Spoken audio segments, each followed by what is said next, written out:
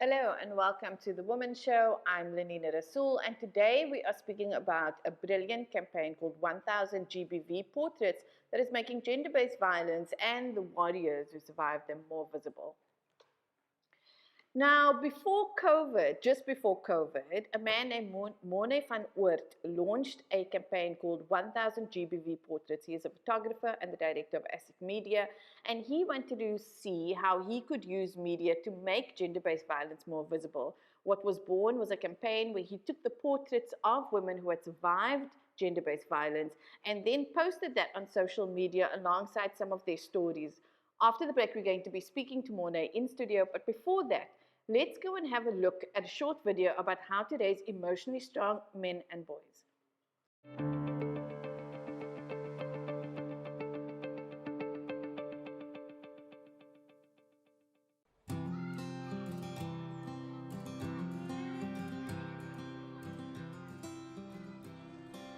You have to empower girls, but you have to give complementary education for boys that they have to be egalitarian.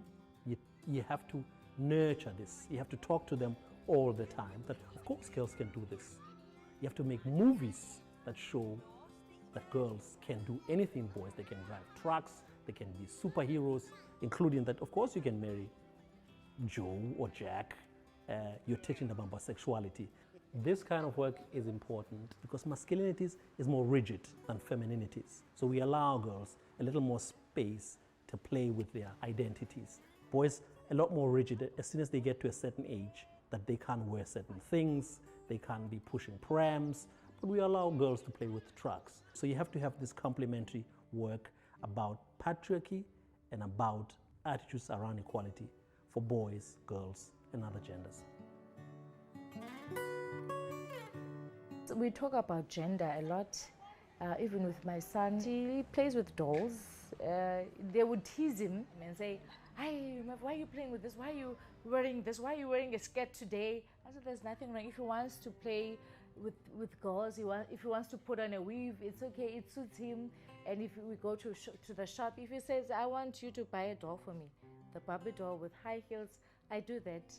And people at the shop would say, "Hi, but why are you buying a boy this?" I said, "He wants to." And I would educate them, even at the mall. I say, "Listen here, if I buy this, I'm not buying this because I want him to be a lesbian or gay or what, but I'm teaching him nurturing because he's going to be a father. So you must know that if you've got a girl, you must do certain things to a girl. You must buy pads and so on." So he's fully aware. If I ask him if I'm taking a bath, he says, "Oh, please bring me panty liner."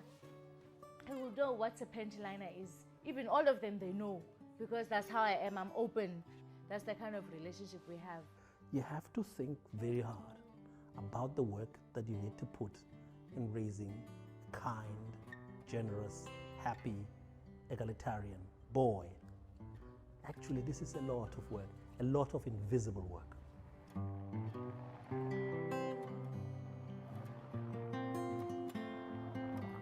How are we empowering girl children when they have to constantly be the ones to push back?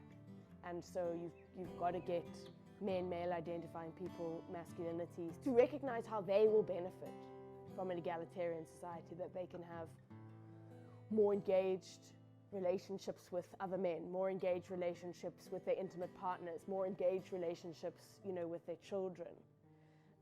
And I think this is something that we were talking about before in some of the research that we've been doing, the workshops we've been doing.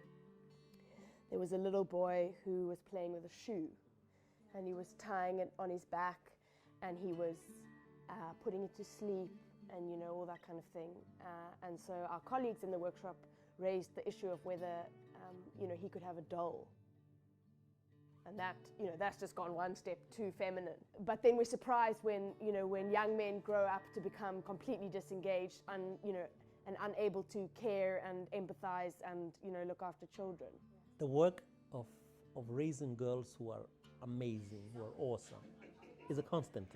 It just has to happen every day, talking about it, modeling.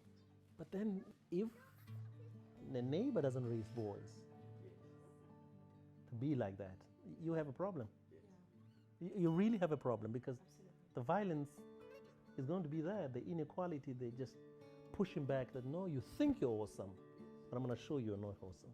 You can't be walking here. You can be in this space. I just wish I could unsee a lot of the stuff that I'm seeing and like not care, because it just makes you think too much, right? But I feel like the opposite burden, I actually don't want to have it, where I become complicit by not seeing and not caring. So if there's inequality outside and you are this family or this person, what do you do with it? Do you live it forever? What do you mean? The inequality that you see outside in the school, you take your kid to school and they're teaching them gender is this. This is how it is. You can't stand in this queue. You can't do this. You can't want to play soccer because soccer is only for boys. You can't do robotics. Robotics only for boys. You can't play the guitar. So they're always streaming your child. What do you do with that?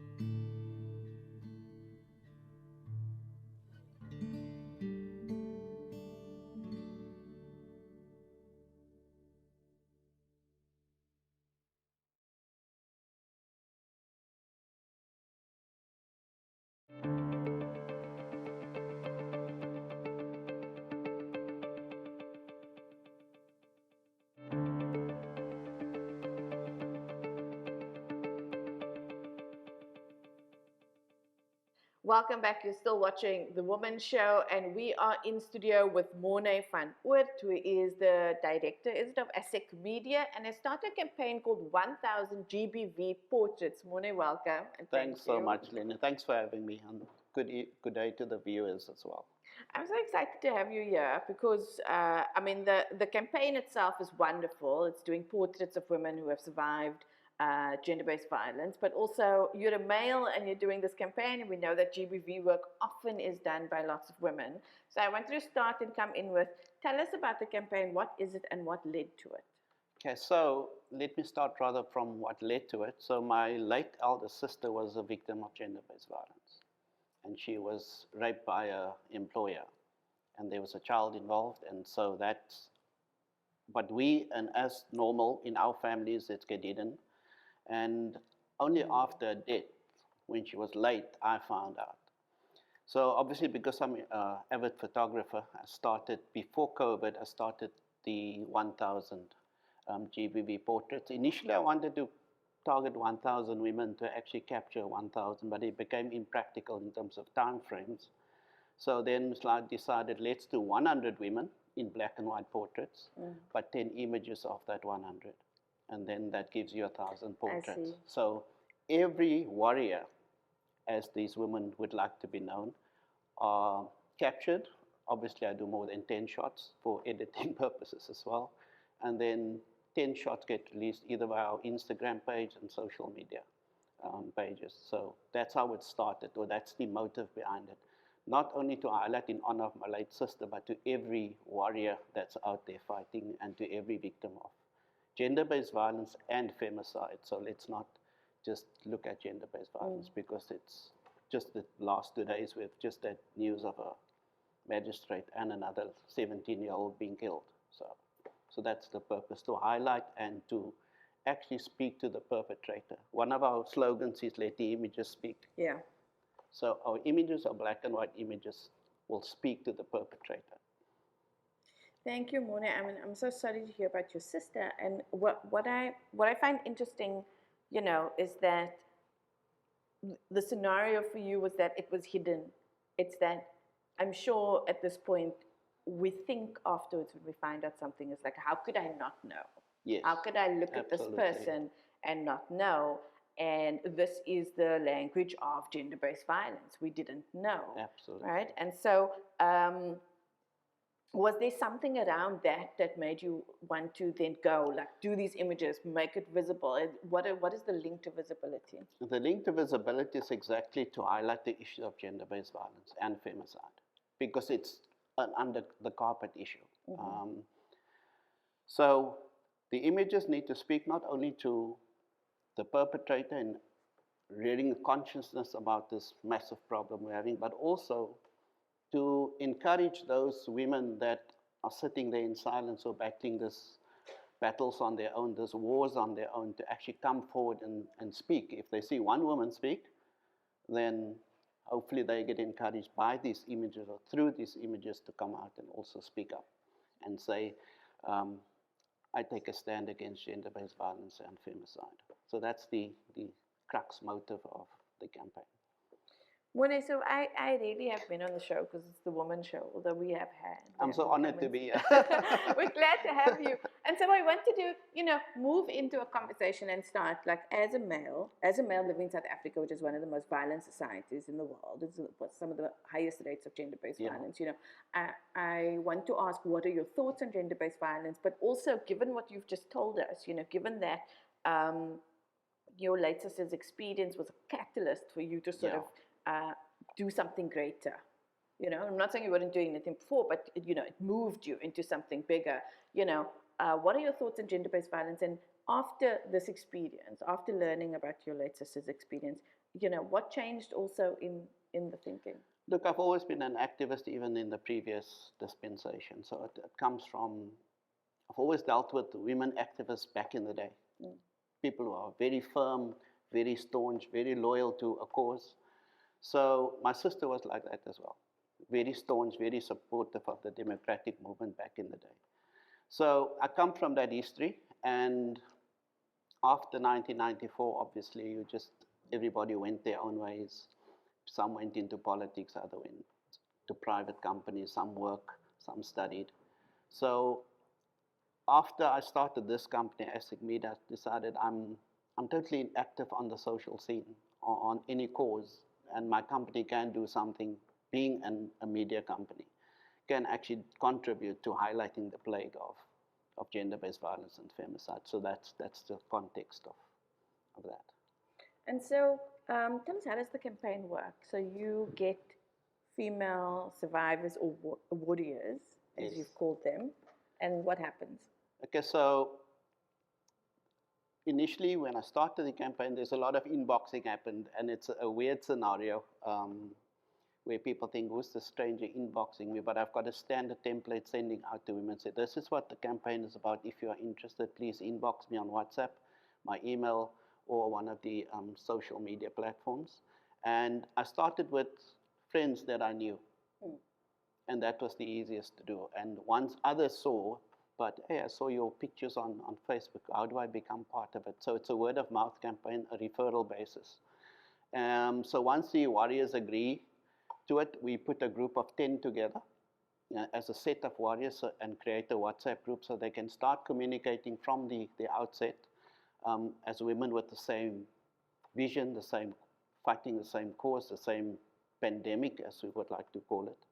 And once that is done, we schedule specific shoots for them. So the shoots are normally about 2 hours, which is inclusive of a coffee or a breakfast or a lunch, depending on when we do shoot during the day.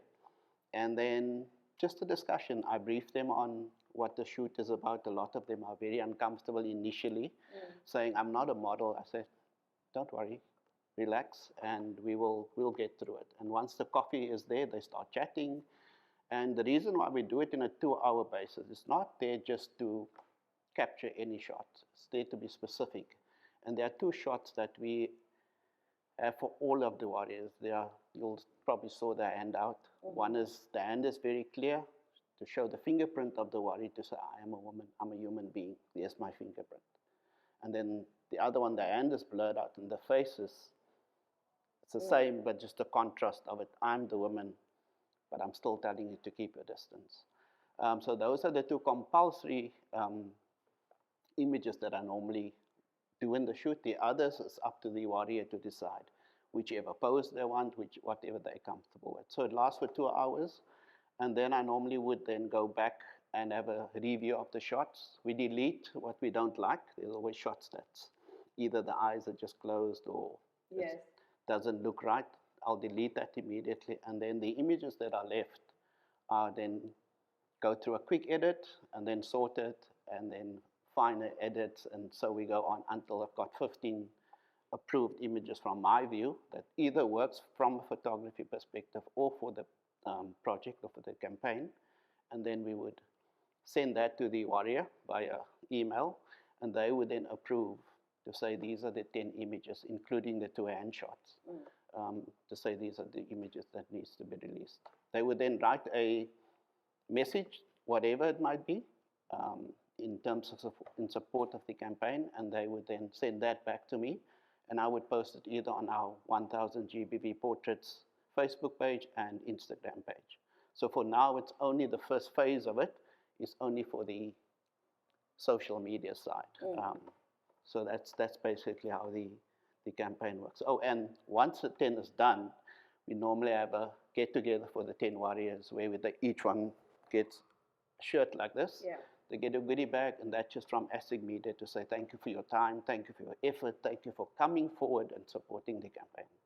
So I think what I really love about this, and I mean, you know, I also say it from sort of a company or business perspective, is that this is a like non-profit initiative, and yet the agency that you are affording these women as if they are a client. You know, you're treating them with the same amount of agency as if it's a client paying you and they want what they want. Absolutely. And the client is always right. And so that is fantastic, as opposed to what we've often seen when businesses get involved is they're just interested in the story and interested in dictating that narrative. Yes.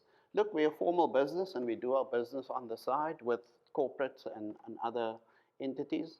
But this is just my personal give back to honor my late sister and other warriors. And as well as, so half of the money comes from business, half comes from my pocket, and that's how this project is funded at the moment.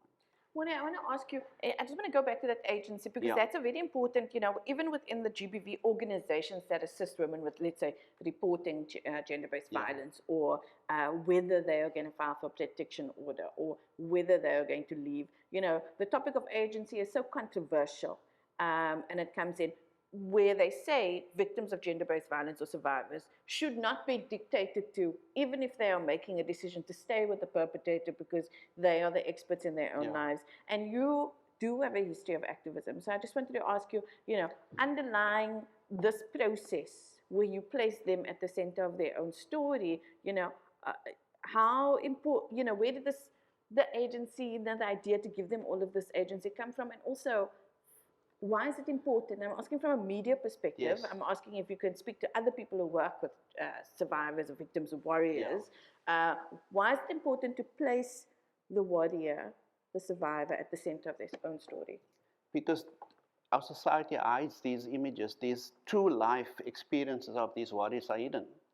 And using these black and white images, we chose black and white because black and white just speaks so much better than in portrait-wise than color. We're so used to color.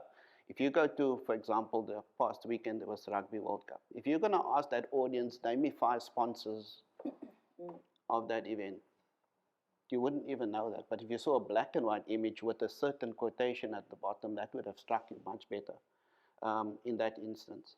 So we chose black and white so that it speaks directly to the viewer of that and tell a story. And normally the story, as you know in media, the eyes are the windows of the soul, as they say, or a picture paints 1,000 words. So it tells that difficult story of that warrior just through the image and through that little narrative that they do choose to, or words that they choose to express with the audience. Tell me, what are the women's responses when they're there? Now, I know you said initially, and we find on the show also, surprisingly, women are very shy to come onto the show. Not shy, it's that they don't think there's sort of a narrative or a feel of not good enoughness. You know, when inviting women. I hate having my picture taken. I have said on the show that I could not watch my own show for a whole year. I think you should join the campaign as well. We should do a shoot with you as well. There's another 79 to do, so there's definitely I'm already feeling like jitters at the thought of being photographed. There's definitely slot for you too. But what is the experience like? And I know, for me, what is very validating and affirming is that after a good round of convincing, someone comes on the show and afterwards they've really enjoyed the experience. Yes. The experience has been, it's given them an opportunity and a platform to tell their story, to speak from their own expert perspective, even if that expert perspective is their own lives and what's happened to them. And so how have women responded in terms of what has the experience done for them? I haven't had any negative feedback whatsoever from any. Even if it's the first time I meet somebody and we have that coffee, after that coffee we're so relaxed and we do the shoot, no negative feedback, and everybody is so happy. They come to you and say, I'm not a model, I don't like my pictures taken. Yeah. But once we've gone through the basic discussion and explained the purpose of it, they can relate to my story. And I think that's probably the equalizer in it. And then we go do the shoot, and after they see themselves in that 15 images, they actually ask, is that me? And that's also one of the add-ons, the benefits that I never saw when we started the campaign. Is actually boosting the self-confidence of that warrior. Being able not only to come out to say I was a victim, but also to say, hey, look at me, I can stand in front of a camera and actually look beautiful. So, and I think what it's bringing up, what this is bringing up for me also a little, and as I can imagine, it also shows them, because the images are wonderful, they're powerful and they're strong, and so taking these powerful images while at the same time telling the story of gender-based violence, which is something that takes away women's power. I can imagine that seeing themselves like that means, oh, I'm not defined by that story. I'm giving a story of when I was overpowered, but look at this powerful image here. Another image that I always make a point of is one there where there's a smiling, because that tells I'm a victor in the situation. So if the perpetrators are looking at that images and there's this warrior smiling, what have you done to me? You have been defeated, not me. So that smile says it. So it's always, I try to get them to smile, even though it's a serious shoot. But there's always one smile coming there, because we joke and we smile and we talk about things as we walk and do the shoots. So yeah, there's always a smile to bring in. So Morne, the post, when the pictures are posted, they are accompanied by a story. Yes. And that story is part of the narrative of the warrior who's had a photo taken. You also take that story and you write that story in conjunction with them. I take it as they write it. Yes. That is the raw truth. That's what they want to share. There's no editing involved. All I add is the different hashtags onto it. There's quite a list, but there are 3 that are always just is essential, which is the 1000 GBV Portraits, the Let the Images Speak, and the ASIC Media. Whatever hashtags they feel they want to add on, they can add on. Now, you told me before the show, for some of them, it is the first time they disclose, even. Yes. And so, has there been feedback on, how the experience has been for them, or affected them to be able to tell that story on a public platform? It was actually a big relief for some of them. One woman, for example, only told her parents via voice note after the shoot was complete. She said to me, the first thing I'm going to do, I'm going to find a quiet place and actually do a voice note to my parents. Oh, wow. And tell them what happened to me. And so there's countless, in the 21 that we've done, there's countless that already have just come out to say, I've been in this situation and their family never knew about it. And then that starts a family discussion, which we want. We want to have these 1000 portrait images to start and agitate this question that's being hidden. It needs to be discussed, because we as males are the perpetrators of violence. We need to speak to ourselves, and we need to look at ourselves and better ourselves. We cannot let this go on as males. So when you say, let the images speak, and you mention specifically you hope that the images will speak to perpetrators, and that was interesting for me. What do you hope that it would say to them? Well, I think the British are very good at running campaigns such as these. When there's a crisis, they would normally have a huge media campaign with specific images and direct wording. So initially we want to do the social media platforms, which is the various Facebook and Instagram for now. But we would like to, in the end, go large print and actually paste it on a wall with a specific quote from the warrior stating to fight gender-based violence. So different messages that obviously will be addressed, and we've just appointed a change manager to help with that process to actually escalate the message that we want to drive home.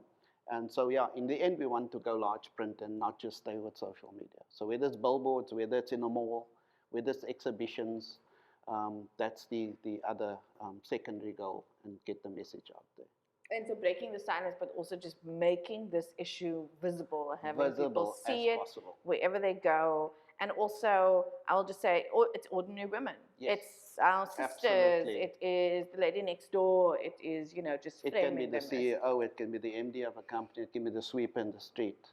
All women are affected. And one of the learnings, and so the other component which is important, when these warriors come to the breakfast, they need to give me one teaching, one learning from my side, one teaching from their side. So they say, Morne, this is how you can become a better male.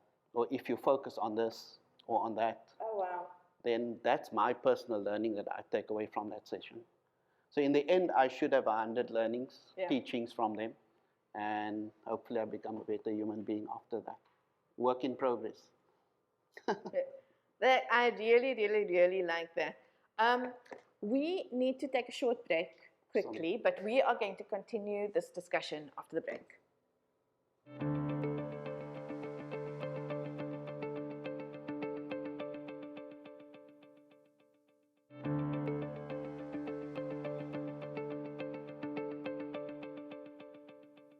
Welcome back. You're still watching The Womxn Show, and we are in studio with Morne van Oordt, who is the director of ASIC Media and is running a campaign called 1000 GBV Portraits, in which he is taking the portraits of women and sharing it on public platforms, women warriors who have survived domestic abuse. And Morne, before the break, you were saying at every shoot, before every shoot, when you have a discussion, each of the women share a learning with you, and that learning is sort of like how to be better, sort of in a broader sense. You said something earlier that I just want to bring up. You said, we are the perpetrators, and by we, you meant men. Now, that's controversial. It's especially controversial if a woman says it, and we saw, the hashtag not all men sort of went viral a couple of years ago. It still comes out whenever we say men are perpetrators of violence, and we use that sort of as a broad statement. You are here, you are a man, you made the statement. So can you respond to hashtag not all men? Can you respond to the fact that when you say the perpetrators are largely men, like... Just go to the statistics, the crime statistics. You'll find that 99% are male. The perpetrators of gender-based violence, if not more. So when I say we are, I'm saying in context of society where we are reared in a patriarchal society. And just interesting, my dad got very upset with me when I was 14 years old, and I started to do my own washing, and I did my own ironing. So there are women in the house. Interesting. So because of my activism back in the day, like my late sister is not my slave, my mom is not my slave, my other sisters are not my slave. My clothes, I wash it. So I iron it. So we as men, because we grow up in the society, we accept what we are taught by society or in the home. That's correct. However, we need to do introspective research and mining in ourselves and say, when we become free thinkers, we need to start thinking and say, but this is wrong. So when I say we as men are perpetrators, the stats are out there that men are perpetrators of this gender-based violence and femicide. There's no doubt about it. Doesn't mean that I am participating in it, but I'm raising my voice against that as a man in a patriarchal society. And so I guess I want to ask you, so using that perspective, and I'm assuming that you say that quite often, like this is a narrative, do you find, and again, women get a lot of backlash if they say it, but as a man, do you also find backlash? Do you meet men who say, well, not all men, I don't hit women? I had a few interesting inboxes, which I will not divulge, either from perpetrators. Oh, wow. After the warriors have stated their case on social media, the men would inbox me, and there's the proof. They would inbox me and then trying to justify or actually speak the warrior down, and I don't take that from you. Oh, really? Yeah, so there are things happening in the back end. Yes. But all I'm saying is just look at the statistics. It's there. Yeah. And so I did want to ask you about the responses to the campaign. Yeah. So we spoke about the responses from the warriors themselves who come and be photographed, and how this has been an empowering experience for them. And now you are speaking about responses from, and that's an obvious question. It is the scariest thing for anyone ever to go public is you tell the story and the person who harmed you and or their family and or their community and or people who know them, there's going to be backlash there. So I guess I want to ask you now, what has the experience been like with backlash? Has there been any other backlash to the campaign? And have the women who have been photographed also experienced any backlash themselves? None of them reported any backlash besides this one specific case where I got an inbox from. But fortunately, there were two warriors in this group, and the other one actually works with me on a project. And she actually picked up the phone and phoned this perpetrator and told him to get lost. Oh, wow. So they back up each other, and that's why we have that WhatsApp group for now as an initial support base. But once I share that information, they're quick to start supporting one another in terms of any difficulty, whether somebody doesn't have transport. And in the groups, there are, for example, women with businesses. Immediately what we found in the first group is that they actually started supporting each other's businesses. And then that's what we want. That should be the immediate support base. We actually then also talking about support, if I may. It's not just about the releasing of the images. One of the NPOs came on board and said, we can actually assist you with further support for these women, because what do we do after the images have been released on social media? So they offered us to do a healing circle, and that's, I'm totally excited to say Inside Out NPO came on board and actually offered us to offer that service as an extension of the project. So we've got that synergy running. Actually from today onwards formally.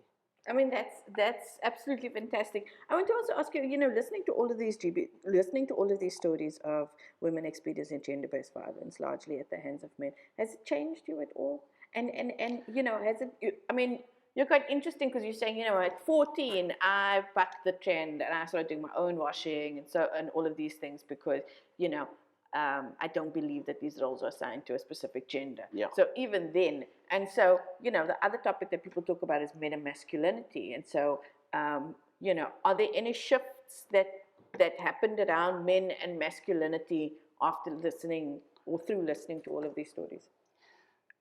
I became more determined to finish this project and actually make it more of an impact. Yeah. Not only for the media side, but for the warriors. And that's one of the other, you spoke about learnings earlier. So that was one of the learnings, to say we can't just leave it there at the first phase, or even at an exhibition, whether it's gallery, whether it's public in malls, etc. We need to also leave some support for those warriors. And where do we do that? And that's where Inside NPO came on board and said, Inside Out, came on board and said they can do the healing circle, but that obviously will then go further. If somebody needs further support, there are networks that they can then follow through. For myself, one of the learnings that I got was teach or treat the woman as you would treat your mother. None of us would treat our mother with any sort of disrespect. Well, not at least us that grew up in the 80s, because you know what the consequences would be. Yeah. So treat any woman that you meet every day as if it's your mother. And that was such a profound and deep statement that I made that one of my immediate betterings. So whoever I deal with on a daily basis, female especially, treat them as you would treat your mother.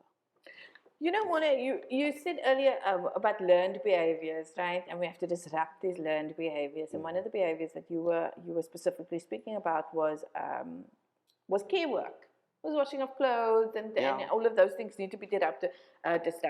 But I had Mosaic on the organization Mosaic on a few, maybe it could have been last year, and they spoke about disrupting violent behavior, because violence is also a behavior that is learned.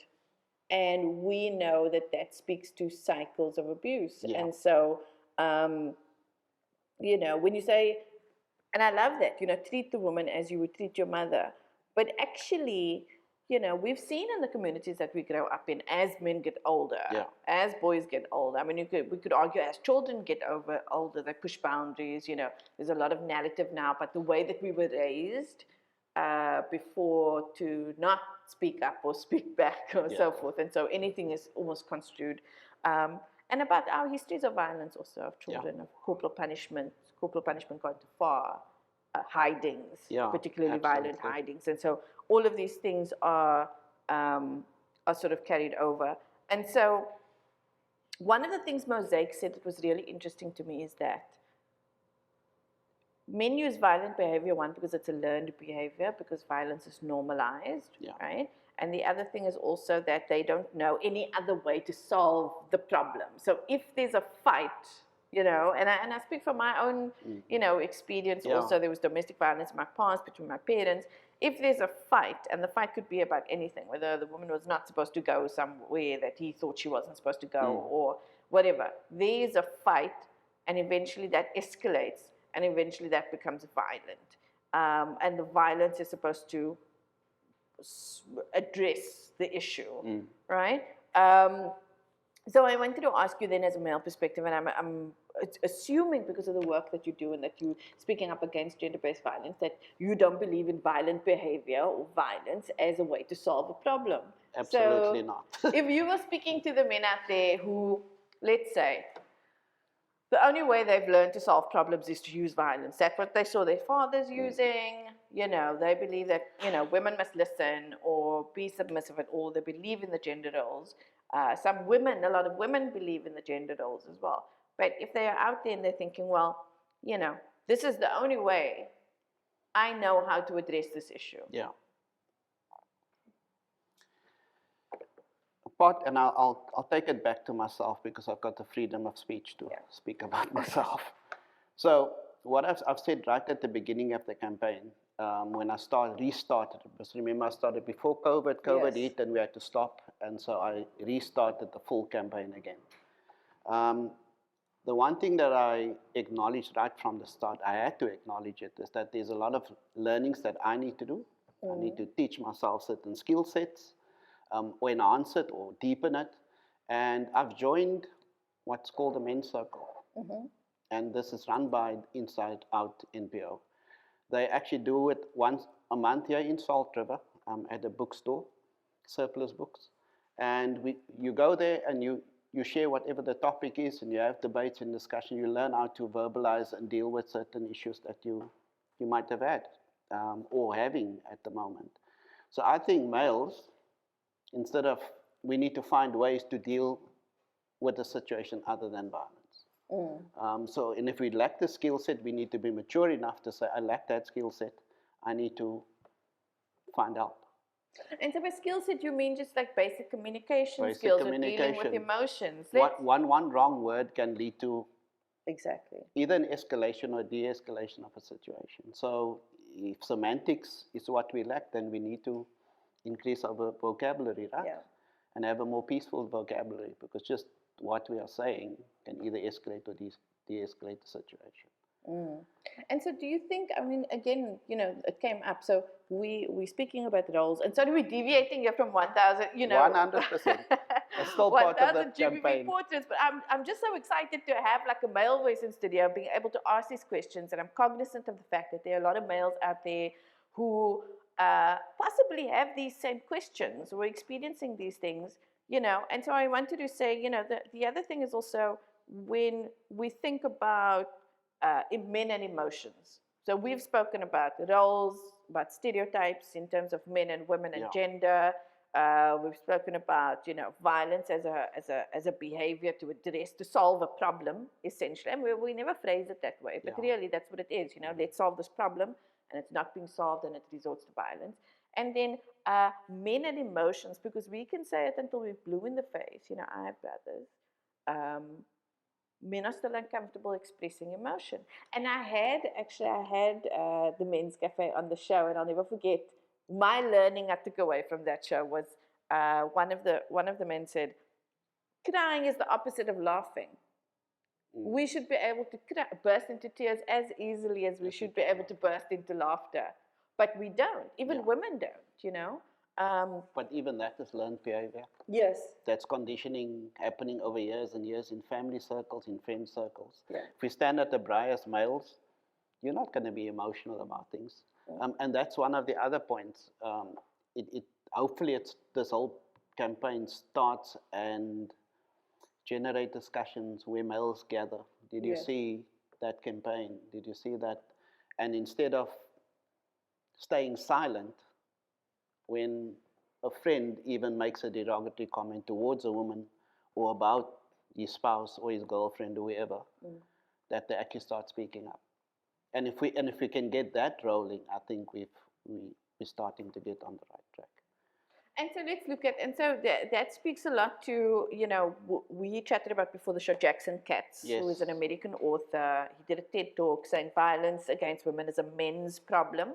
And he was saying that we need to address the violence, the misogyny, the attitudes against women in the men. We need to work with men to address this. And you use a very common example now. You're saying, you know, you're at the braai, someone makes a derogatory joke about a woman. It can be your woman, it can be his own woman, his own wife. That often happens, right? He'll make a joke about his own wife or something derogatory or so forth. What is it? What does speaking up look like? What does the unlearning look like? Well, it's for each man to take up the courage right there and then and say, but hold on, that's your wife you're talking about. Or that's your girlfriend you're talking about. You can't say that about her. And it's I guess it's a long project, a long journey even for men to do that, because we're not emotional. We're not conditioned to be emotional. But somewhere along the line, we need to do that introspective search and say, but I need to change. Self-development needs to come from me. It can only come from me. Change can only come from me. And if I want to change my relationship with my significant other, then I need to make changes. And if it comes to the men's circle, please come. It's awesome, and the benefits are huge. I know, and you know what I loved about it? That it's a safe space. And I want Absolutely. to say safety is really important. So with women, and when we're dealing with gender issues, safety means you're in a space where you can say anything that you need to say, that you don't need to feel shy. And don't be afraid you're going to burst into tears. Don't be afraid you're going to be judged. That's what safe space looks like. Yes. And I think actually these men's circles should be in every corporate, in every school, especially secondary schools, so that instead of having the societal conditioning of this is how a male should be, if we have these men's circles, and that's, I put my head on a block. If we put these men's circles into corporates and into schools and into universities, the male behavior should have a marked change. Because males suddenly will be able to comfortable to speak to one another. And if we can speak to each other, then our communication with the female gender will also then improve. Well, we have like 3 minutes left. And I was going to ask you for last words. But I need to have last words. That's important. Okay, quickly I want to ask you. Okay, so you speak up. You're at the braai, someone makes a derogatory comment, you speak up. And they turn on you, because that's what we're afraid of, right? We're afraid of exclusion. We're afraid of rejection. They can say, well, if you feel that way, then get out of my house, or we can't be friends anymore. My last words would be to them, that's fine. I respect your view, as long as I will first have my say and then I'll leave and leave it at that. That's their viewpoint, their right. How wrong it might be, that is their right. Yes. So we leave it at that, and we'll fight the battle again on another platform. And I just wanted to, I wanted to bring that up because that's what does happen. I get so fascinated by whistleblowers. When you speak out about something that is wrong, often you are ostracized. Often there is backlash. And so that is what we're afraid of. But I wanted to say that the backlash and this, it's horrible, but it does happen. That is the price that we pay. I've always been a rebel since my youth days. Hence I became an activist, fighting an oppressive government. So it's nothing new. Back in the day, it wasn't, lost for words, it wasn't the popular thing to be an activist. It wasn't the popular thing to even celebrate Women's Day. because you could get locked up because Women's Day was banned. Now it's popular and everybody jumps on the bandwagon. But what is there for women to celebrate? That's the question. If a woman gets raped every 5 minutes, I think is the latest stats, within the hour, 5 women per hour or something like that, crazy. What is there to celebrate? If women cannot be safe with the majority of our nation, then none of us are safe. I went to Malawi on a business trip just quickly, and there were women walking next to the road, and I was asking the person who was driving us in this African country, said, aren't these women scared? They get mugged, raped. Like, no, there's no such thing. If you touch that woman, it will be tickets for you. Sure. My final last words, thanks for having me. It's an amazing, the time flew. So to the viewers out there, thanks for viewing the program, and keep on the amazing work at CTV. I'll be back. Yes, definitely. And certainly we'll have another discussion. So please follow us on the various social media pages. Just do the hashtag 1000 GBV Portraits. It will bring up all the posts that we have. Please follow us. If there's anybody, any warriors out there that would like to become part of our shoots and part of the warriors, please inbox me. You can either do it on the Instagram, Facebook, or email, or WhatsApp, whichever. It's all there on the pages. And if there are any persons that would like to help us with funding and sponsors, come on board and we'll have a chat and take this fight further. Fantastic. Thanks Morne, so much, thank you so much for coming onto the show. That was wonderful. It was a great conversation. We are going to take a short break, but we'll be back with more after this.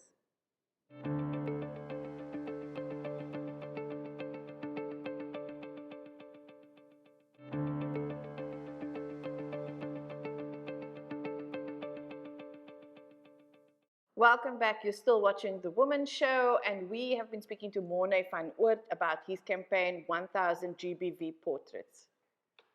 Now, what started out as a discussion about gender-based violence and visibility also morphed into a conversation about men, masculinity, and violence, as well as gender-based violence. And we're looking at how can men speak about gender-based violence? You know, how do we address problematic behavior? This was such a great discussion, and one of the things that Morne mentioned was a men's circle that happens monthly, where men get together in a safe space to talk about all of the issues and especially emotions that they usually are not able to speak about in society. We are going to play out with a short insert about these men's circles, so let's go and see what it's all about.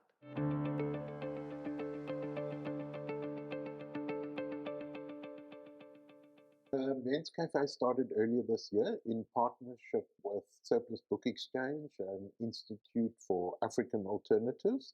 It was an idea to give a platform for people to come together to talk about issues of masculinity. We've also expanded it out into somebody's garden, and we will shortly start a third one in a cafe on the other side of town. So we're slowly expanding it. The idea is informal setting around coffee and something to eat and talk about a particular aspect of masculinities. For example, the one at the Surplus Book Exchange last month was around can fathers mother daughters. Yeah, it's been a very interesting space for people to come together almost because we don't know each other. And because the space feels safe, people are able to talk about things that are often quite deep, or also issues that they would seek clarity from their peers. And we don't have spaces like this to talk about masculinities. Yeah, so that's the men's cafes. And I'm constantly battling with what that construction provides me with. This language of description, I can trace it back to very stereotypical male roles. And so I then say, does the moment of emasculation, whatever that might mean, is that not a moment of where the door is open, that I shouldn't sadly accept emasculation, but say, this is a moment where I'm not burdened like the hooks with the emotional trauma I've got to accept and take upon myself. So I think there's a moment, an opportunity. Now, if you would like to get in touch with the Men's Cafe, their details are up on the screen now. And if you are struggling with anything and need to speak to someone, we've got the number of the South African Depression and Anxiety Group up on the screen right now.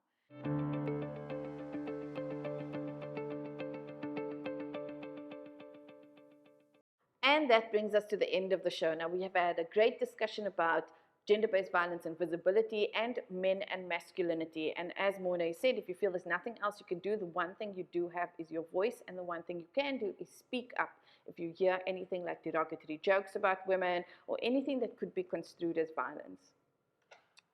And that's all we have for today. I'm Lenina Rassool. Goodbye.